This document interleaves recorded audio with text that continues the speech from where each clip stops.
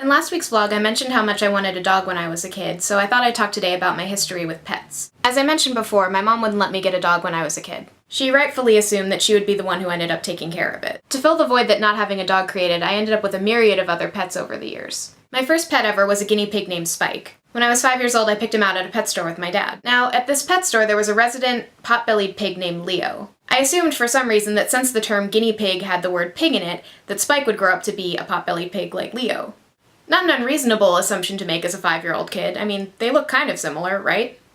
And I couldn't think of anything cooler than having a pet pot-bellied pig. Of course, it didn't take me long to realize that Spike wasn't getting any bigger, and my mom had to explain that he was unfortunately not actually a pot-bellied pig and would never get any bigger. By the way, the pot-bellied pig in that photo apparently belongs to Paris Hilton, according to some website I found.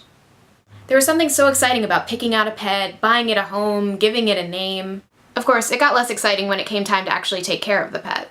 My second pet was a cockatiel named Simon, and soon after that we got him a female friend who my sister named Tweety.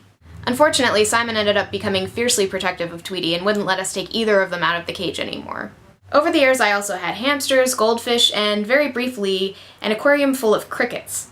God knows where that idea came from, but it was definitely one of my worst. The crickets would only live a few days, and there was just no way to keep track of them, or name them, or have anything to do with them. The hamsters also turned out to be surprisingly terrible pets. One of them bit me all the time, and the other was a crafty escape artist who somehow managed to chew through the wiring of his cage. He would disappear in the house somewhere for days and days, and then turn up all skinny and weird looking. And then, unfortunately, eventually, one day disappeared and never returned.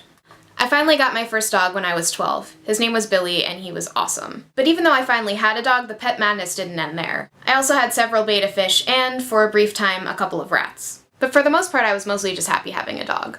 So next week I'll be introducing you to Zephyr, the awesome dog I have now. Do you have any funny pet stories of your own? Feel free to share them with me in comments. Thanks for watching, and I'll see you next week.